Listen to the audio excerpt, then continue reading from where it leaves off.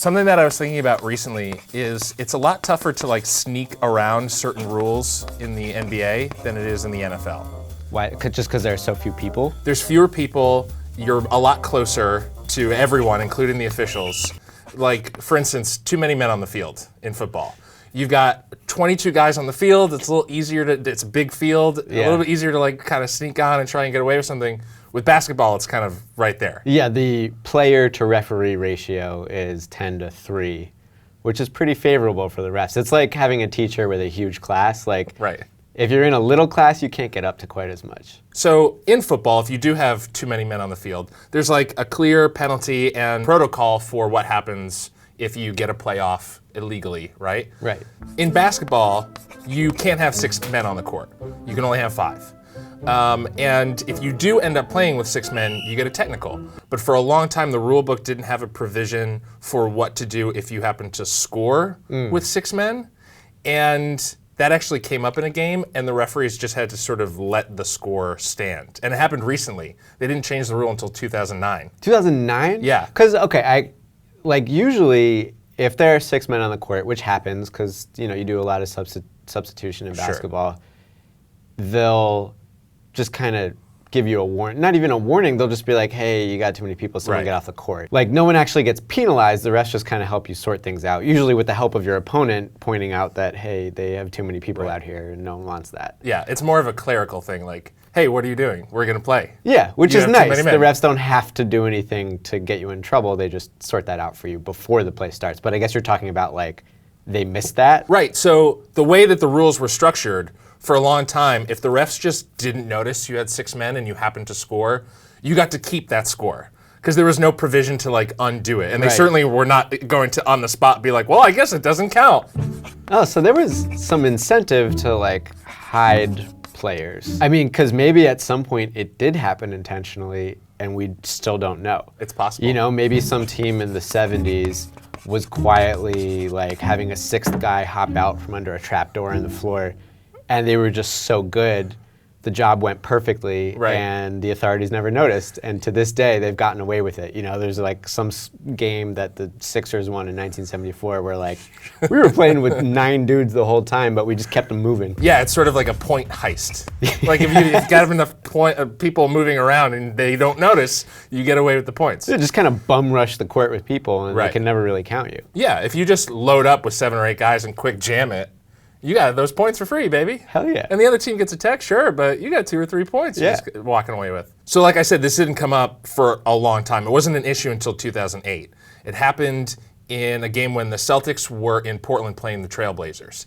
And the Trailblazers were inbounding the ball after a timeout with 10 seconds left in the first half. Okay. And for a full 7 seconds after they inbound the ball, the referees do not notice that there are 6 Trailblazers on the court instead of 5. You know who does notice is Kevin Garnett and the rest of the Celtics, who are spending that whole possession trying to defend, but also trying to get the referee's attention and say like, hey, there are 6 guys here, what is going on? Yeah. But before anyone can actually do that, Travis Outlaw scores a layup.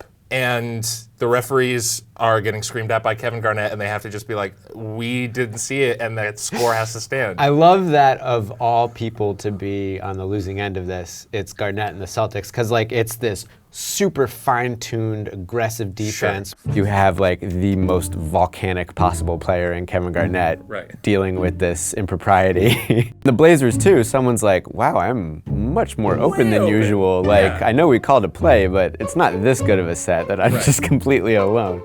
You said this is out of a timeout? Right. And so Bayless, I guess, is the 6th person. I guess what Nate McMillan must have done, he drew up a play for 5 people, and it's a nice little set, you can tell, and he just forgot that like someone has to both inbound the ball and then participate in the play. Right. It could be that, or it could be that Jared Bayless, who I think was a rookie this year, just kind of like wandered out there, not really sure, and he was, he didn't really have the authority to ask anyone without feeling like it was awkward, so he thought, I might as well just play. His body language is like, I'm pretty sure I fucked up, but I don't know how or why. It's funny that you can't see his face, but he still has kind of like a sheepish back. He doesn't move. You can tell he's done something wrong. Yeah. And Nate McMillan too, his face is the face of a man who's like, oh man, I just messed up on television. They need to act like that was somehow not my fault. So like we've seen on this show before, there are a lot of scenarios where in the offseason, the league will like tweak a rule to keep something like this from happening again. And then there are some scenarios where they will immediately be like, we have to change this now before the end of the season. This is for sure one of those. This happened on December 30th in 2008. By March of 2009, there was a new rule on the books that like ironed out all of this shit so that it doesn't happen again. I think it's Rule 12A, Section 3, and like technical fouls and stuff like that.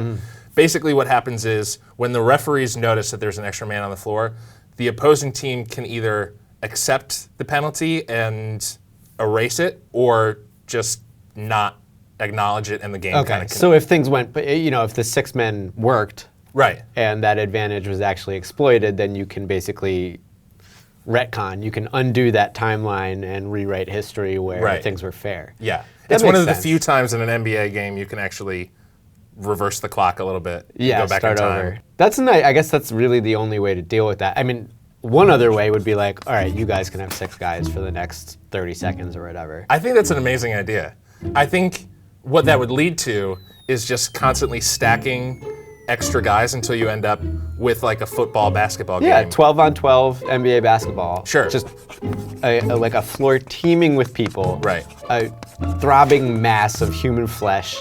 That's what basketball has always needed to be. Sure, there's not nearly enough guys on the floor. I think set it up like football. Like have a line of scrimmage, have 11 guys facing 11 guys, and each play is like a segmented piece of time. The clock stops and you get to reset. And I think it'd be you great. hike the basketball at the beginning. The Celtics would love that. Rondo and Garnett used to do that at the beginning of every game. Yeah, perfect. It would be perfect. But still only 3 refs, so that they are completely underwater and have absolutely no authority over the game because there are 24 players running around. And way more room for sneakiness. Yes. Which would be perfect. Which is what we're going for. Exactly.